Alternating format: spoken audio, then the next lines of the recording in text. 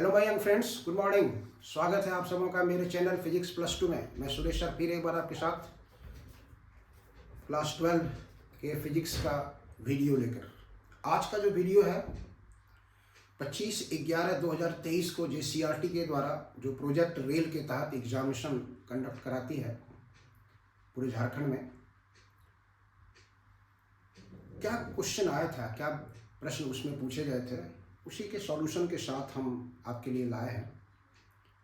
आप देखें उसमें कि कितना क्वेश्चंस आप तो बहुत अपीयर हुए होंगे एग्जामिनेशन। अगर आप नहीं अपीयर हुए होंगे एग्ज़ाम में तो आप इस क्वेश्चन का आंसर दे सकते हैं और खुद अपने आप का मोमेंटम टेस्ट कर सकते हैं कि क्या स्थिति है हमारी। आइए देखिए, ये जो क्वेश्चंस है 4 सेक्शन में बटा हुआ है। Section A, section B, section C और सेक्शन डी। सेक्शन ए में है MCQ, सेक्शन बी में है वेरी शॉर्ट, सेक्शन सी में है शॉर्ट आंसर क्वेश्चंस और सेक्शन डी में है long answer question. Section A में 10 questions, each questions carry 2 marks. Section B में 2 questions, each questions carry 2 marks. Section C में 2 questions, each question carry 3 marks और section D में 2 questions, each question carry 5 marks. तो हम लोग इसमें देखते हैं कि टोटल क्वेश्चन किस रंग से आया है। तो हम सेक्शन ए की बात करते हैं और video is in both medium, English and Hindi. किसी स्टूडेंट्स को कोई दिक्कत नहीं हो, ये हमारी कोशिश रहती है। अगर आपको वीडियो अच्छा लगे तो आप इसको लाइक करना, सब्सक्राइब करना, शेयर करना कभी नहीं भूलिएगा। जितना भी JCRT का एग्ज़ाम हुआ है फिजिक्स पेपर का, सबका वीडियो हमने के लिए अपलोड किया है, आप उसको ज़रूर देख लेंगे। और JCRT के गाइडलाइंस में ही जैक एग्जामिनेशन लेगी, इसलिए जैक बोर्ड में जो भी क्वेश्चंस आएगा हमारे हिसाब से ये सब वीडियो से ही सार उसका कंक्लूजन निकाल करके रखा जाएगा। आइए देखिए, हमने यहाँ लिखा है JCRT प्रोजेक्ट रेल फिजिक्स क्लास 12 12/11/2023। सेक्शन ए में question 2 marks each, number of question 10। तो 10 क्वेश्चन है, 2 मार्क्स का टोटल क्वेश्चन आ गया बी। बहुत से क्वेश्चन आपको मिलेंगे जो पिछला वीडियो सब में आया है, उसी सब से आपको लगेगा कि ये सब हम जानते हैं, पढ़े हैं। पहला क्वेश्चन है, देखिए, which of the phenomenon establishes the relation which of the phenomenon establishes the particle nature of light। निम्न में से कौन सी घटना प्रकाश के कण प्रकृति को स्थापित करती है? कौन सी घटना प्रकाश के कण प्रकृति को स्थापित करती है? तो यहाँ पर दिया हुआ है इंटरफेरेंस, व्यतिकरण, पोलराइजेशन, ध्रुवन, डिफ्रैक्शन, विवर्तन, फोटो इलेक्ट्रिक इफेक्ट, प्रकाश विद्युत प्रभाव। तो ये आप पढ़े हैं कि लाइट का डुअल नेचर होता है, वेव नेचर और पार्टिकल नेचर। पार्टिकल नेचर पर 2 फेनोमेनन का एक्सप्लेनेशन किया गया है, वो एक फोटो इलेक्ट्रिक इफेक्ट और एक है कॉम्पटन इफेक्ट। तो आप विभक्षक इसमें लगा सकते हैं प्रकाश विद्युत प्रभाव, फोटो इलेक्ट्रिक इफेक्ट। दूसरा क्वेश्चन है the energy of photon of wavelength lambda is. Lambda तरंगदैर्घ्य के फोटोन की ऊर्जा क्या होती है? लैम्डा तरंगदैर्घ्य के फोटोन की ऊर्जा क्या होती है? तो फोटोन की ऊर्जा का फॉर्मूला हम लोग जानते हैं, E=hν। फॉर्मूला हम लोग जानते हैं फोटोन की ऊर्जा का, वो है आपका E=hν और न्यू बराबर आप जानते हैं C/λ। न्यू C/λ, इसलिए E का जो फॉर्मूला हुआ hc/λ। तो यहाँ देखिए कहाँ पर है ये, ऑप्शन ए में है hc/λ, ऑप्शन बी में है hc/λ, hλ/c, λ/hc। इसलिए लैम्डा तरंगदैर्घ्य के फोटोन की ऊर्जा क्या होगी? Option B is correct, hc/λ।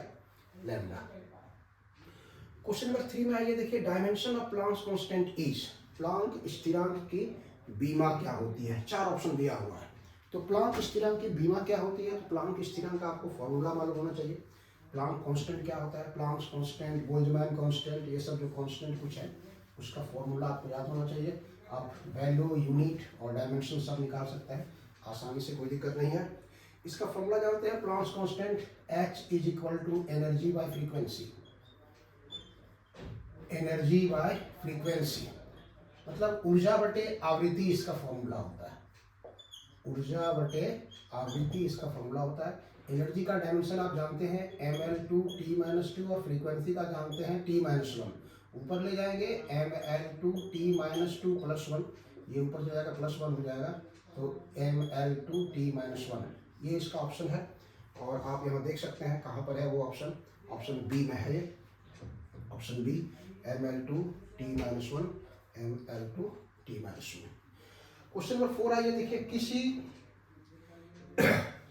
किसी विशेष प्रयोग में निरोधी विभव 1.5 वोल्ट है तो उत्सर्जित फोटो इलेक्ट्रॉन की अधिकतम गतिज ऊर्जा होगी।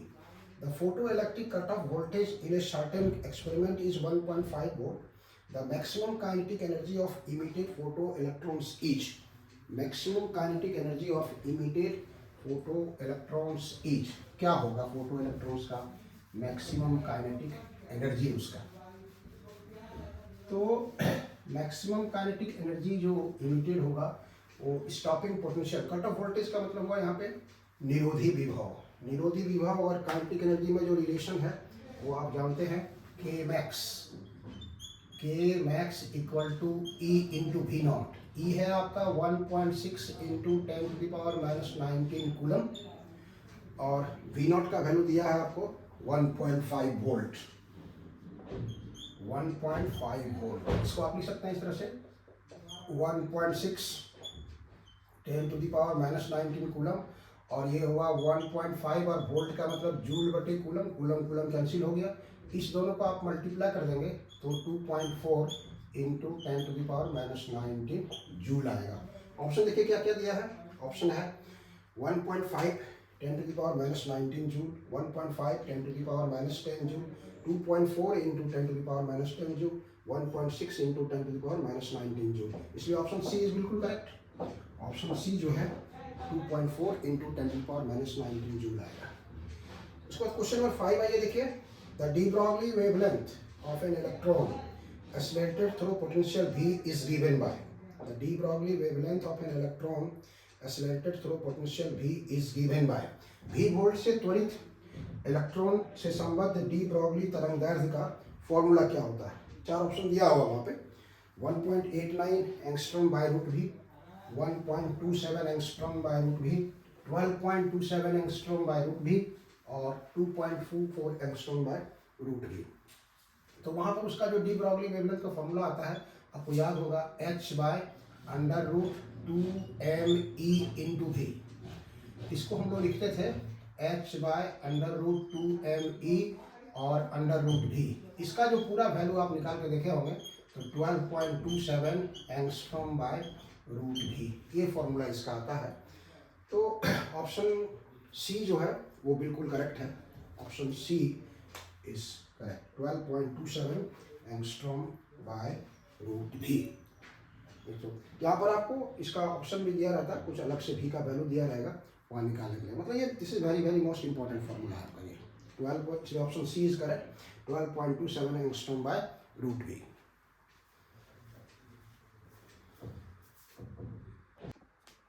चलिए आगे बढ़ते हैं, अगला क्वेश्चन देखिए, question number 6, in hydrogen atom the angular momentum of the electron in ground state is. जमीनी अवस्था में हाइड्रोजन परमाणु में इलेक्ट्रॉन का कोणीय संवेग होता है, कितना कोणीय संवेग होता है। तो कोणीय संवेग का फॉर्मूला था mvr इक्वल टू nh/2π। ये क्वेश्चन फॉर्मूला जो हम लोग लागू करते थे, ये इसको हम लोग क्वांटम कंडीशन कहते थे, वो फॉर्मूला आपका यही था, mvr equal to n into h/2π। Ground state के लिए इसका वैल्यू 1 कर देंगे तो ये होना चाहिए h/2π। तो यहाँ पर अगर आप देखेंगे गौर करके तो h/2π बी में भी है और यहाँ पर भी दिया हुआ है 2h/4π। तो अगर हम इसको कैंसिल करेंगे तो ये भी उतना ही आएगा, h/2π यहाँ पर भी आएगा। तो इसके हिसाब से ऑप्शन बी और डी दोनों इसका आंसर होना चाहिए, ऑप्शन बी और डी दोनों इसका आंसर होना चाहिए, h/2π दोनों में। क्वेश्चन नंबर 7 है the radius of the first Bohr's orbit is R. Radius of first Bohr orbit is R. Radius of second Bohr's orbit कितना होगा? हाइड्रोजन परमाणु के प्रथम कक्षा की बोहर त्रिज्या आर है, तो दूसरी कक्षा की त्रिज्या कितनी होगी? तो इसका भी फॉर्मूला अगर आप देखे होंगे तो इसका भी फॉर्मूला आपको याद होगा। इसका जो फॉर्मूला होता है R equal to N square into first orbit का रेडियस जो है, मतलब R N equal to N square into are.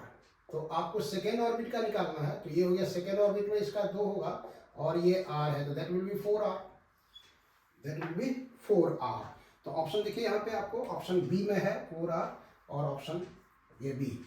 Hydrogen परमाणु के प्रथम कक्षा की बोहर त्रिज्या r है, तो दूसरी कक्षा की त्रिज्या कितनी होगी? तो 4r होगी। क्वेश्चन नंबर ये है what is the order of radius of helium atom. Helium atom का रेडियस किस ऑर्डर का होता है?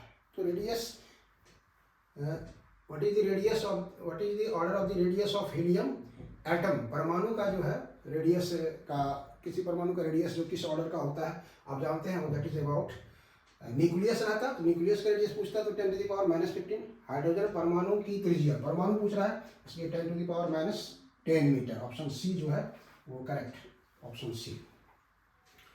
क्वेश्चन नंबर 9 है electrons in the atom are held to the nucleus by. परमाणु में इलेक्ट्रॉन नाभि से किस बल द्वारा जुड़ा रहता है? तो हम लोग जानते हैं परमाणु में न्यूक्लियस है और इलेक्ट्रॉन वहाँ पे है, किस बल के द्वारा जुड़ा रहता है? आप जानते हैं इसको कि ये न्यूक्लियस है, ये पॉजिटिवली चार्ज है और ये इलेक्ट्रॉन है। यहाँ पर प्लस और माइनस के बीच में जो फोर्स काम करेगा वो होगा कूलम्स फोर्स। इसमें आप दिया हुआ है gravitational force, coulomb force, nuclear force, van-der-Waals force. परमाणु में इलेक्ट्रॉन नाभिक से किस बल के द्वारा जुड़ा रहता है? गुरुत्वाकर्षण बल, कूलम बल, नाभिकीय बल, वैन-डेर-वाल्स बल। इसलिए option B is correct. Option B जो है वो करेक्ट है, कूलम बल्स। क्वेश्चन नंबर 10 है the first model of the atom was proposed by. परमाणु का पहला मॉडल किसके द्वारा प्रस्तावित किया गया था? तो Niels Bohr, Albert Einstein, J Thomson, Ernest Rutherford. Niels Bohr, Albert Einstein, J Thomson, Ernest Rutherford. तो आप जानते हैं जे थॉमसन के द्वारा फर्स्ट एटॉमिक मॉडल को प्रपोज किया गया था। ये था सेक्शन ए का क्वेश्चन नंबर 10 तक। हर क्वेश्चन का कैरी 2 मार्क्स है। अब हम लोग देखते हैं सेक्शन बी।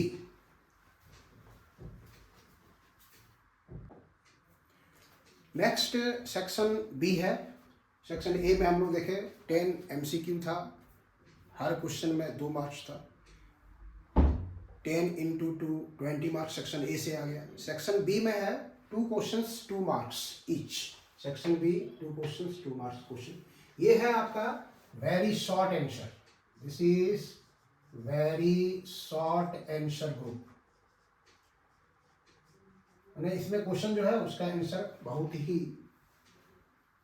जिसको कहते हैं अति लघु उत्तरीय प्रश्न, हिंदी में इसको कह सकते हैं अति लघु उत्तरीय, अति लघु उत्तरीय। क्वेश्चन नंबर 11 है, देखिए तांबे की तुलना में से सोडियम से इलेक्ट्रॉन निकालना आसान है, तो किस धातु की देहली आवृत्ति अधिक होगी? ये कह रहा है। It is easier to remove an electron from sodium than copper, which metal has higher value of threshold frequency. किसका होगा? तो हम लोग सोडियम के लिए वर्क फंक्शन जानते हैं। सोडियम का जो वर्क फंक्शन है वो है लगभग 2.75 इलेक्ट्रॉन वोल्ट, और वर्क फंक्शन का फॉर्मूला होता था W = h/0। इसको हम लगा सकते हैं W = h/s, और कॉपर के लिए लिखेंगे W = h/c। h/s लगा दिए और h/c लिख दिए हम लोग। सोडियम के लिए वर्क फंक्शन दिया हुआ है 2.75 इलेक्ट्रॉन वोल्ट, फॉर्मूला होता है h/, हमने लिख दिया h/0 सोडियम का। कॉपर का हो गया, ये होता है 4.65 इलेक्ट्रॉन वोल्ट, h/0 लिख दिया हम लोग। तो यहाँ पर जो है h/c और h/s हम लोग दोनों को डिवाइड कर देते हैं। h/c और h/s को हम लोग डिवाइड कर देते हैं दोनों को।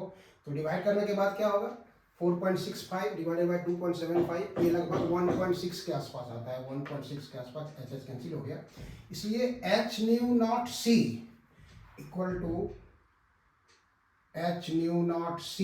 Equal to 1.6 into nu not S. मतलब क्या हुआ, कॉपर का जो वर्क फंक्शन है सोडियम के वर्क फंक्शन से ज़्यादा है। कॉपर का जो वर्क फंक्शन है सोडियम के वर्क फंक्शन से ज़्यादा है, इसलिए यहाँ लिख सकते हैं आप एच न्यू सी नॉट और ये एच न्यू एस। इसलिए H nu C is greater than H nu not S.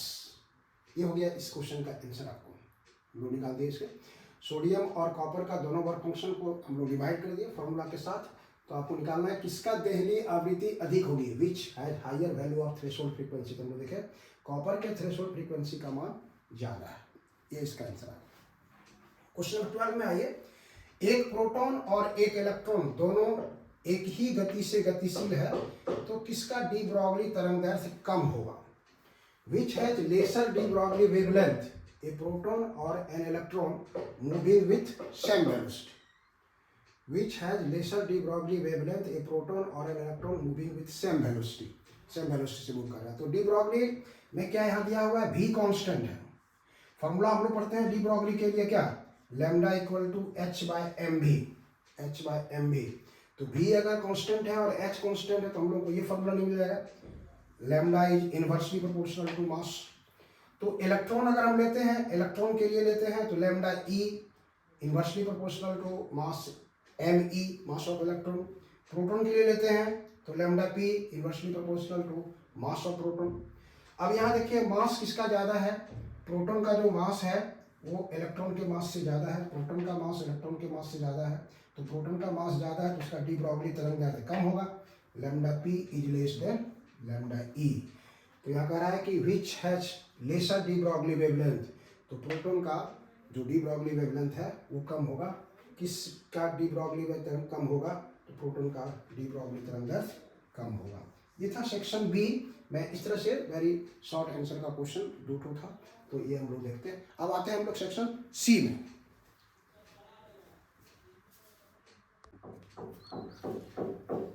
चलिए आगे बढ़ते हैं। नेक्स्ट सेक्शन है सी। 2 questions, each question carry 3 marks, 6 short answer, लघु उत्तरीय प्रश्न। सेक्शन ए में था 10 क्वेश्चंस MCQ, सेक्शन बी में था 2 questions very short, section C में है शॉर्ट आंसर क्वेश्चंस। क्या क्वेश्चन दे रहा है देखिए, write any 3 observations of Rutherford's alpha ray scattering experiment. Rutherford के अल्फा प्रकीर्णन प्रयोग का 3 अवलोकन लिखिए। तो रदरफोर्ड के अल्फा रे प्रकीर्णन का जो एक्सपेरिमेंट है, आप देखें हमें कि एक थीन गोल्ड फॉयल लेकर के उस पर अल्फा रे को बॉम्बार्डिंग किया जाता था। अल्फा रे को बॉम्बार्डिंग किया गया था। तो आप देखें हमें कि अगर ये स्क्रीन है और यहाँ पे गोल्ड फॉयल है, ये गोल्ड फॉयल है, इधर से अल्फा रे आया, तो कुछ अल्फा रे कैसे कैसे आता है इस पर, कैसे निकला है इस पर, ये चर्चा वहाँ किया गया है। कुछ अल्फा रे कैसे कैसे निकला था इस पर से, तो देखा गया था कि इसमें जो है most of the alpha rays, इसका ऑब्जर्वेशन जो ये निकाला गया है रदरफोर्ड के द्वारा, और इसी पर फिर इसका कंक्लूजन उन्होंने रदरफोर्ड्स एटॉमिक मॉडल के रूप में दिया हुआ है। तो कंक्लूजन का आंसर और अवलोकन का आंसर दोनों में डिफरेंस होगा।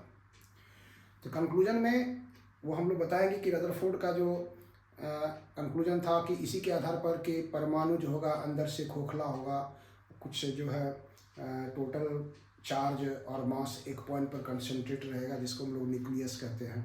ये सब उनका कंक्लूजन है। लेकिन यहाँ क्वेश्चन दे रहा है कि अवलोकन बताइए। तो अवलोकन हम लोग देख रहे हैं यहाँ से, उसमें देखा गया था कि अधिकांश अल्फा कण सोने की पन्नी से अविचलित हुए। अधिकांश अल्फा कण सोने की पन्नी से अविचलित हुए गुजर जाती है। और तब इसी के आधार पर उन्होंने बताया था कि इसका मतलब है कि परमाणु अंदर से खोखला होता है। इसलिए हम यहाँ लिखे हैं most of the alpha particles passes through the gold foils, passes through passes through the thin gold foils, जो पतला था, thin gold foils undeflected पास कर गया था। दूसरा था कुछ अल्फा कण 90 डिग्री से अधिक कोण पर विक्षेपित होते हैं और 8000 में एक अल्फा कण 180 डिग्री कोण पर भी विक्षेपित होता है। मतलब ये था कि जब इस पर आया था तो कुछ यहाँ से ऐसे भी मुड़ गया था, ऐसे कुछ ऐसे चला गया था, कुछ सीधे चला गया था, कुछ में डिफ्लेक्शन हुआ था यहाँ से, तो इधर से गया और इसी रास्ते से लौट गया, तो ये बहुत कम पाया गया था। 8000 में एक के आसपास अल्फा कण विक्षेपित होता है, उसी दिशा में 180 डिग्री कोण पर जाता है। Some alpha particles were deflected through large angles greater than 90, and a few alpha particles 1 in 8000 were deflected by 180 degree. उसके बाद उन्होंने देखा था कि ये जो स्क्रीन है और स्क्रीन पर ये अल्फा कण अगर थीटा कोण पर आता है तो पर्दे पर थीटा कोण पर प्रति एकांक क्षेत्रफल पर पहुंचने वाले अल्फा कणों की संख्या यदि n थीटा है तो n theta is directly proportional to 1 by sin 4 theta by 2. The number of alpha particles per unit area n theta that reach the screen at angle theta is given by n theta directly proportional to 1 by sin 4 theta by 2. ये था Rutherford के alpha scattering का अवलोकन, observation. आप इसको copy में note कर लेंगे। ये क्वेश्चन पूछा गया जेसीईआरटी का जो रेल प्रोजेक्ट है उसमें सेक्शन सी में पहला क्वेश्चन यही दिया था 25 नवंबर को जो एग्जामिनेशन हुआ था उसको।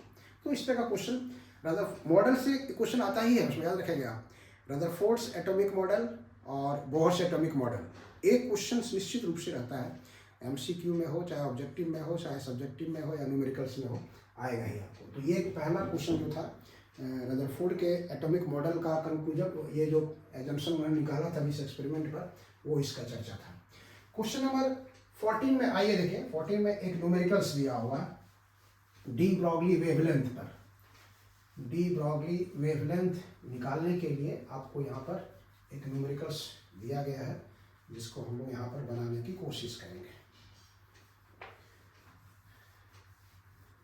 डी ब्रॉगली वेवलेंथ पर एक न्यूमेरिकल्स दिया गया है जिसको यहाँ बनाने की कोशिश करेंगे। क्या कहता है देखिए, what is de Broglie wavelength of a bullet of mass 0.4 kg traveling at a speed of 1 kilometre power.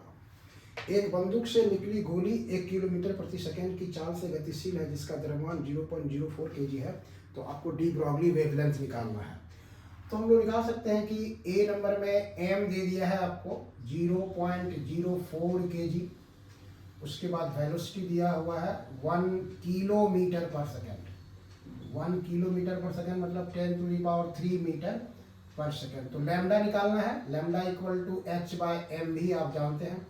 h हो गया 6.62 10⁻34 और m आपका है 0.04 और v है 10⁻3। दोनों में डेसिमल सेम है इसलिए डेसिमल को आप हटा सकते हैं, सीधे 6 से 62/4 कर देते हैं और यहाँ पर हो गया 10⁻, यहाँ पर 1000 है तो 00 यहाँ रख लेते हैं, एक ऊपर ले जाते हैं तो दैट इज 10⁻⁻35 और 662 में 400 से आप डिवाइड कर देंगे, 662 में 400 से डिवाइड कर देंगे तो ये आपको मिलेगा लगभग 1.65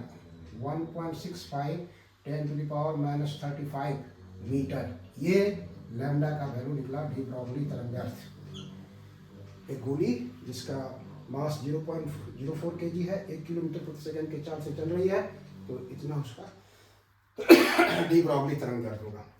क्वेश्चन नंबर बी है, उसी में देखिए यहाँ से, a ball of mass 0.06 kg moving with speed of 1 metre पर सेकंड। 0.06 kg का एक गेंद 1 मीटर पर सेकंड की चाल से गतिशील है। बिल्कुल आसान से बना सकते हैं उसी ढंग से। m इक्वल टू 0.06 kg और वेलोसिटी जो दिया हुआ है that is 1 metre per second. आपको लैम्डा निकालना है, lambda equal to h by M भी, फिर वही निकालेंगे आप 6.62 10⁻34 और ये हो गया आपको 0.06 और ये 1 है, इतना मीटर आएगा। इसको सॉल्व कर देंगे, यहाँ से हटाते हैं तो 6 से 62 बाय सिक्स रहेगा, और यहाँ पे है आपका 10⁻⁻34। इसको हम लिख सकते हैं इस तरह से 62/600 ले आते हैं, 2 नीचे कर देते हैं, तो ये हो गया 10⁻32, और ये हो जाएगा, इसमें अगर डिवाइड करेंगे तो 1.1 10⁻32 मीटर। ये डी ब्रॉग्ली तरंगदैर्घ्य हो गया आपको इस बुलेट का। तो ए बी सी सेक्शन हम लोग देख लिए। सेक्शन डी आता है, वो लॉन्ग आंसर से है, उसमें एक क्वेश्चन जो है 5 नंबर का होगा, 2 क्वेश्चन उसमें भी आया है। क्या आया है आइए देखते हैं उसको हम लोग। चलिए आगे बढ़ते हैं। लास्ट सेक्शन डी जो लॉन्ग आंसर से रिलेटेड है। आप देखिए यहाँ पर से section D long answer, 2 questions, each question carry 5 marks. दीर्घ उत्तरीय प्रश्न 2 क्वेश्चन रहेगा, हर एक क्वेश्चन में 5 नंबर रहेगा। क्या आया था क्वेश्चन नंबर 15 देखिए। What is photo electric effect? Right Einstein's photo electric equation, state the laws of photo electric effect. मतलब 3 शॉर्ट क्वेश्चंस को मिलाकर के एक लॉन्ग क्वेश्चन बनाया है। प्रकाश विद्युत प्रभाव क्या है, आइंस्टीन का प्रकाश विद्युत समीकरण लिखें और प्रकाश विद्युत प्रभाव का नियम लिखिए। मतलब इस तरह के क्वेश्चन को अगर आप देखेंगे तो डिस्ट्रीब्यूट किया जाएगा फाइनल एग्जामिनेशन में 1+1+3 इस तरह से बांटा जाएगा। 1 मार्क्स दिया जाएगा आपको डिफिनेशन में, 1 मार्क्स दिया जाएगा आइंस्टीन के इक्वेशन में। कहता है कि right Einstein photoelectric equation, not you have to derive. आपको सिर्फ इस्टेब्लिश नहीं करना है, लिखना है। प्रकाश समीकरण लिखें और प्रकाश विद्युत प्रभाव का नियम लिखें। आइए देखिए फोटो इलेक्ट्रिक इफेक्ट क्या डिफिनेशन कहता है। When light incidents on A metallic surface then photoelectrons are emitted from the surface. The current due to these electrons are called photoelectric current and the phenomenon is known as photoelectric effect. जब किसी धातु के सतह पर प्रकाश की किरण आपतित होती है तो धातु के सतह से प्रकाश इलेक्ट्रॉन उत्सर्जित होते हैं, बाहर निकलते हैं। इस इलेक्ट्रॉन के कारण उत्पन्न धारा को प्रकाश विद्युत धारा, और इस पूरी घटना को हम लोग प्रकाश विद्युत प्रभाव कहते हैं, फोटो इलेक्ट्रिक इफेक्ट कहते हैं। 1 नंबर आपको इस डिफिनेशन में मिल गया आपको। दूसरा पार्ट है आइंस्टीन का समीकरण लिखिए। तो आइंस्टीन का जो समीकरण है, Einstein equation, E = W + K max। E क्या हुआ, एनर्जी ऑफ फोटोन, W क्या हुआ, वर्क फंक्शन, और K max क्या हुआ, kinetic maximum kinetic energy of the emitted photo electrons. Einstein का जो समीकरण है E = W + K max। E हो गया फोटोन की ऊर्जा, W हो गया कार्य और K max हो गया प्रकाश इलेक्ट्रॉन की अधिकतम गतिज ऊर्जा। तीसरा पार्ट में हम लोग आते हैं। तीसरा पार्ट में है laws of photo electric effect. Laws of photo electric effect, प्रकाश विद्युत प्रभाव का नियम आपको लिखना है। Laws of photo electric effect, प्रकाश विद्युत प्रभाव का नियम क्या कहता है। आइंस्टीन का इक्वेशन तक हम लोग देख लिए, आइंस्टीन के इक्वेशन तक हम लोग देख लिए यहाँ से। अब हमको देखना है लास्ट क्वेश्चन, जिसमें 3 मार्क्स, अलग से भी क्वेश्चन आता है। ये प्रकाश विद्युत प्रभाव के नियम को लिखें, ये आपको अलग से भी पूछा जाता है। आइए हम देखते हैं हम लोग इस तरह से।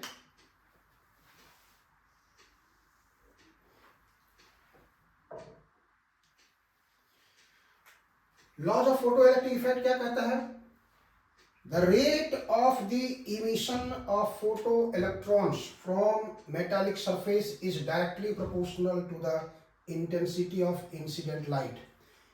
जो लाइट इंसिडेंट कर रहा है ना, किसी धातु के सतह से प्रकाश इलेक्ट्रॉन के उत्सर्जन की दर आपतित प्रकाश की तीव्रता के समानुपाती होता है, डायरेक्टली प्रोपोर्शनल होता है इंटेंसिटी के।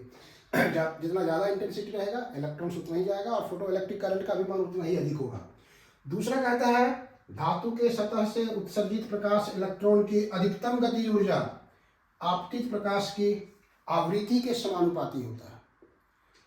Maximum kinetic energy, the maximum kinetic energy of emitted photo electrons directly proportional to the frequency of incident light. Frequency of incident light के उसका डायरेक्टली प्रोपोर्शनल होता है उसका मैक्सिमम काइनेटिक एनर्जी। वो intensity पर डिपेंड नहीं करता है, इंटेंसिटी पर डिपेंड करता है कौन, वो rate of emission of photo electrons, rate of emission of photo electrons. तीसरा पार्ट इसमें है, थर्ड पार्ट, तीसरा पॉइंट जिसको आप कह सकते हैं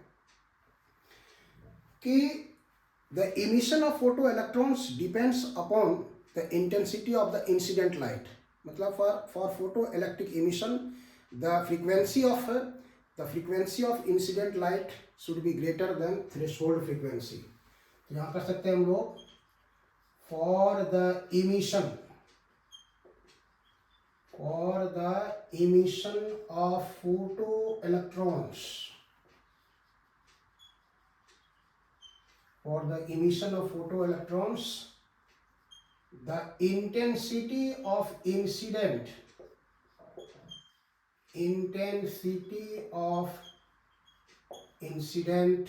light, for the emission of photoelectrons, the frequency for the emission of photoelectrons, the frequency of incident light should be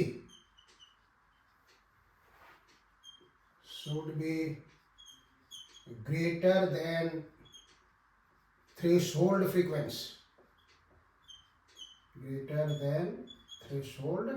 frequency, मतलब nu should be greater than nu naught,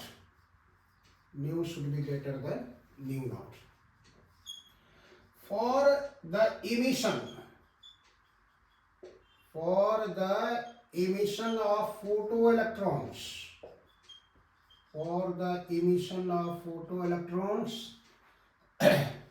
the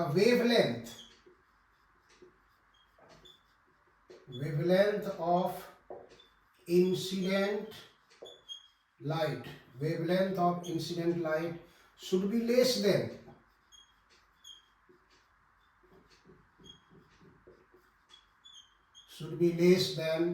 threshold wavelength, से कम होना चाहिए, that is lambda should be less than lambda naught, and number 5 क्या कहता है कि metallic surface पर जैसे ही लाइट इंसिडेंट करता है अबाउट 10⁻⁻10 सेकेंड के इंटरवल के बाद, जिसको हम लोग नेग्लिजिबल मानते हैं, फोटो इलेक्ट्रॉन्स का इमिशन होता है। When light incident on A metallic surface, then at a time interval of about 10⁻⁻8 second, जिसको हम लोग नेग्लिजिबल मान सकते हैं, photo electrons are emitted, photo electrons जो होता है वो इमिट होता है। मतलब आप दूसरी भाषा में कह सकते हैं कि as soon as the light incident on say metallic surface, photoelectrons are come out immediately, है ना। When light incident on a metallic surface, then at a time interval of about 10⁻⁻8 second, मतलब this is negligible second, photoelectrons come out। इसी को हम लोग Hindi medium में अगर यहाँ से लिखते हैं हम लोग नंबर 3 में, इसको हम लोग कि for the emission of Prakash electron के उत्सर्जन के लिए, प्रकाश इलेक्ट्रॉन के उत्सर्जन के लिए, प्रकाश इलेक्ट्रॉन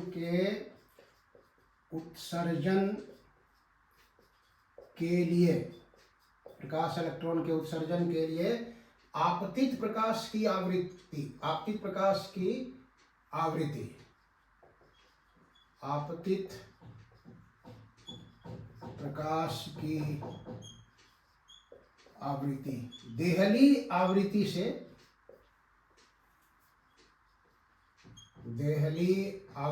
से अधिक होनी चाहिए। देहली आवृत्ति से अधिक होनी चाहिए, मतलब new should be greater then new not. और तरंग दैर्ध्य क्या होना चाहिए? देहली तरंग दैर्ध्य से कम होना चाहिए। प्रकाश इलेक्ट्रॉन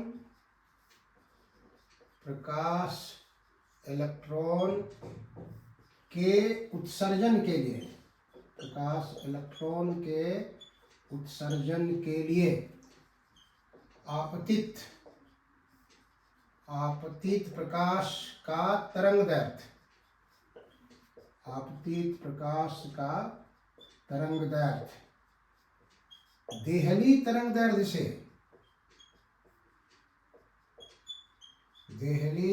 दैर्ध्य से कम होना चाहिए। मतलब lambda should be less than lambda naught. Lambda का जो वैल्यू होना चाहिए लैम्डा नॉट से कम होना चाहिए। और पांचवा जो होगा, किसी धातु के सतह पर जब प्रकाश की किरण आपतित होती है तो 10⁻⁻8 सेकेंड के समय अंतराल के बाद प्रकाश इलेक्ट्रॉन का उत्सर्जन होता है। किसी धातु के सतह पर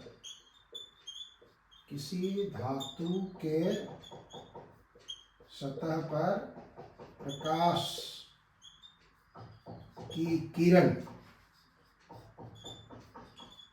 के आपतित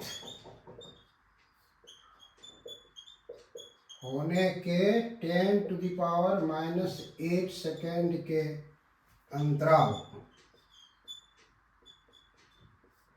पर प्रकाश इलेक्ट्रॉन का उत्सर्जन होता है।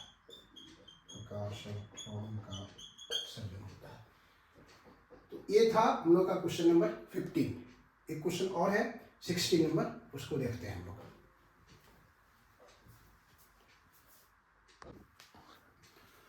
क्वेश्चन नंबर 15 के बाद सेक्शन डी में क्वेश्चन नंबर 16 आता है। क्या कह रहा है देखिए, right limitations of Rutherford's atomic model.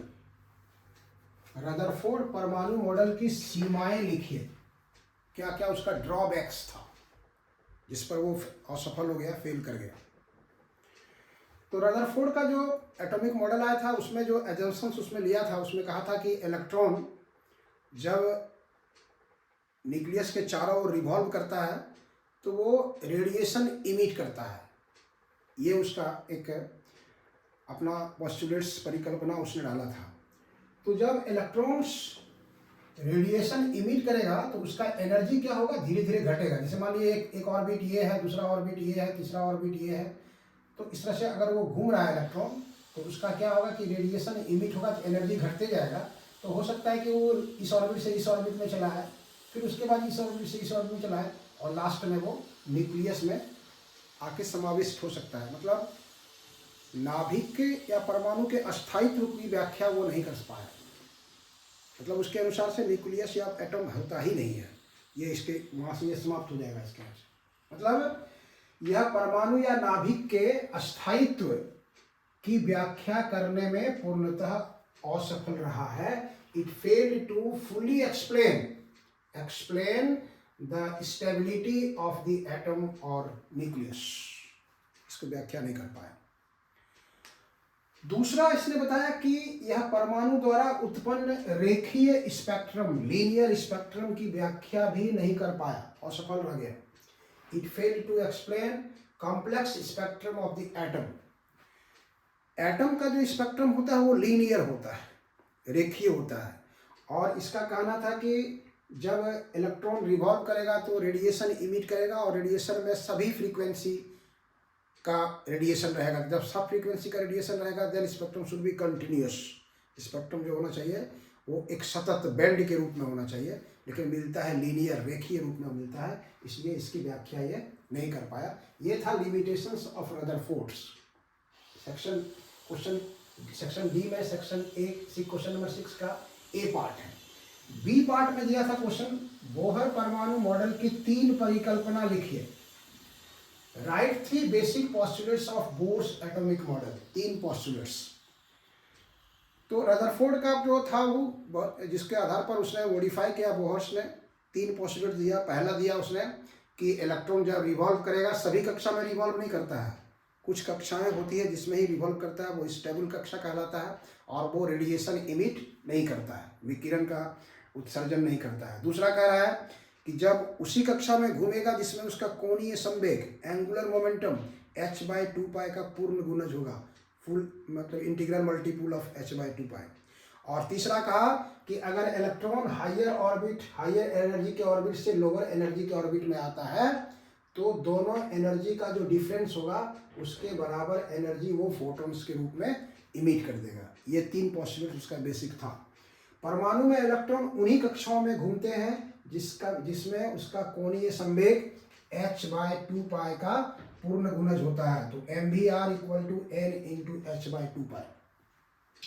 Electrons revolve only in those orbits in which its angular momentum is an integral multiple of h/2π. mvr = h/2π. When electrons revolve in stable orbit, then they do not emit radiation. Electron जब अस्थायी कक्षाओं में घूमते हैं तो वो किसी प्रकार का विकिरण उत्सर्जित नहीं करता है। थर्ड है, जब इलेक्ट्रॉन उच्च ऊर्जा की कक्षा से निम्न ऊर्जा की कक्षा से निम्न ऊर्जा की कक्षा में जाता है तो दोनों कक्षा की ऊर्जा के अंतर के बराबर ऊर्जा फोटोन के रूप में विकृत करता है। मतलब हायर ऑर्बिट का E2, लोअर ऑर्बिट का E1, तो E2 - E1 वो फोटोन्स के रूप में रेडिएट करेगा, और फोटोन का एनर्जी हम लोग जानते हैं hν। When electron jumps from higher energy orbits to lower energy orbits, then they emit radiation in the form of photon, मतलब E2 - E1 that is hν। तो ये जो हमने आपको बताया है, एक पैटर्न बताया कि एग्जामिनेशन में अगर क्वेश्चन आता है तो इस ढंग से आप इसको लिखेंगे, लेकिन वहाँ लिखा रहता है students to write their answer in their own words. तो आप संक्षेप में अपने भाषा में आप किसी चीज़ को फॉलो कर रहे हैं, किसी चीज़ को समझ रहे हैं, तो उसको अपने ओन लैंग्वेज में एक्सप्रेस करने की कोशिश कीजिए, दैट इज़ फार बेटर। तो अगर आपको मेरा वीडियो अच्छा लगा तो इसको लाइक करना, सब्सक्राइब करना और शेयर करना कभी नहीं भूलिएगा। JCRT द्वारा रेल प्रोजेक्ट के तहत जितनी बार फिजिक्स का एग्ज़ाम हुआ है, हर तरह का वीडियो हमने आपके सामने रखा है फिजिक्स का। अब ये इसके बाद अब फिर JCRT का एक प्रोजेक्ट रेल को होगा तो फिर उस वीडियो को लेकर के हम आपके पास आएंगे। चलिए, थैंक यू।